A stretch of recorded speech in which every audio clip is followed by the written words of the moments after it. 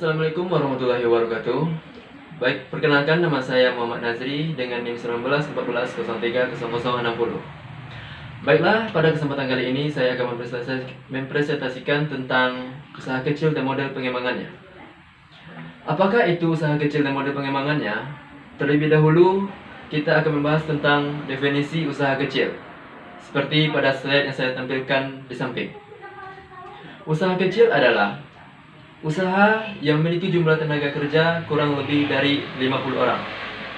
Dan berdasarkan Undang-Undang Nomor 9 pada tahun 1995, usaha kecil dikategorikan sebagai usaha yang memiliki penghasilan bersih yang bertotal 200 juta rupiah dan tidak termasuk tanah dan bangunan.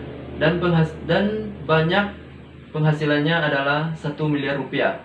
Itu adalah warga negara Indonesia, bukan afiliasi dari badan usaha sendiri.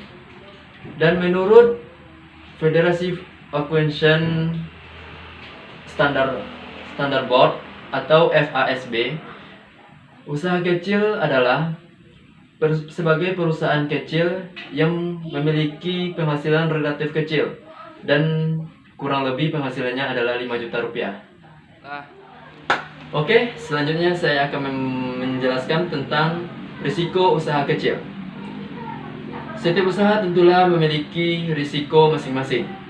Seperti yang saya tampilkan di samping, risiko usaha kecil adalah yang pertama, usaha kecil kehidupannya dipengaruhi oleh kondisi ekonomi, yang pada umumnya lokasi bisnis, persaingan, kualifikasi pemilik, dan efektivitas dalam menjalankan bisnis. Yang kedua, dari sekian banyak usaha, di perdagangan eceranlah yang paling banyak mengalami kegagalan. Kemudian disusul oleh usaha pabrik dan pertambangan. Dan berikutnya usaha dalam bidang konstruksi. Yang ketiga, kurangnya keterampilan manajemen.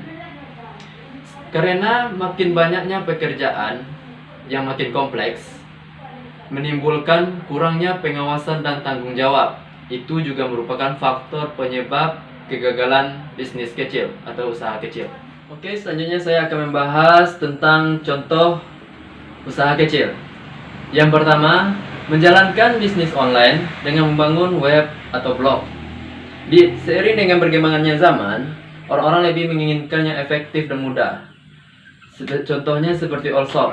Allshop bermanfaat bagi penjual dan pembeli yang memiliki manfaat tersendiri. Manfaat bagi penjual lebih mudah untuk memasarkan atau mempromosikan barang-barang yang ingin dia jual di platform internet. Dan manfaat bagi pembeli lebih mudah dan lebih menghemat waktu untuk memilih barang-barang yang dia inginkan di rumah dan menunggu barang yang dia beli di rumah. Selanjutnya, contoh yang kedua, usaha makanan dan minuman. Pada zaman sekarang, banyak orang yang mendirikan gerai-gerai makanan dan minuman.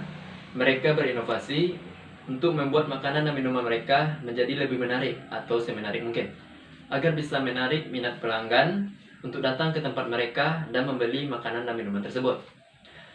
Seiring dengan bertambahnya waktu, orang-orang lebih konsumtif terhadap makanan dan minuman, dan didukung dengan bertambahnya jumlah penduduk. Bisnis makanan dan minuman lebih menjanjikan keuntungan yang lebih besar, dikarenakan manusia itu membutuhkan makan dan minum.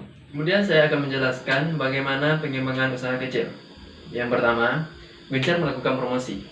Promosi merupakan tujuan utama untuk mencapai keberhasilan suatu penjualan. Promosi juga bertujuan untuk menunjukkan eksistensi atau keberadaan usaha kita.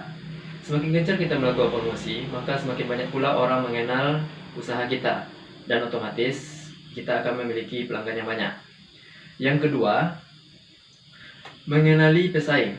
Setiap usaha tentulah memiliki pesaing. Jadi kita harus memahami peta persaingan. Bagaimana produk pesaing kita, apakah jauh lebih baik atau lebih buruk? Jika produk pesaing kita jauh lebih baik, maka kita harus ekstra meningkatkan inovasi agar kita tidak ketinggalan dan agar pelanggan kita juga tidak lari. Yang ketiga, perluasan jaringan, fokus, konsisten, dan mengutamakan pelayanan. Dalam membangun usaha, kita harus konsisten. Misalnya, dalam membangun usaha kuliner, kita tidak boleh mengubah cita rasa dari awal berusaha sampai saat sekarang ini. Misalnya, contoh perubahan atau pengurangan bumbu dalam kuliner. Dan tujuan utamanya adalah untuk memberikan kenyamanan pelayanan kepada konsumen atau pelanggan. Contohnya, apabila kita salah mengirim barang ke rumah konsumen atau pelanggan, kita harus cepat menggantinya walaupun kita rugi. Karena tujuan utama pokok kita adalah memberikan kenyamanan pelayanan kepada pelanggan. Dan menyebarluaskan jaringan agar pemasaran produk kita tidak terkendala.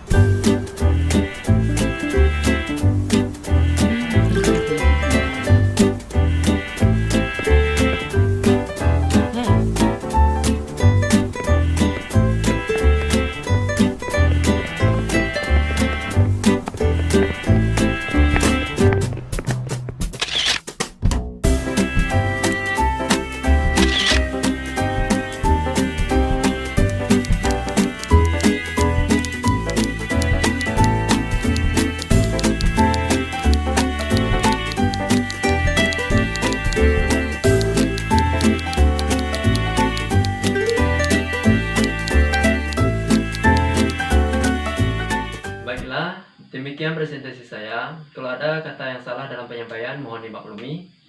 Saya ucapkan terima kasih atas perhatiannya. Saya akhiri dengan salam. Assalamualaikum warahmatullahi wabarakatuh.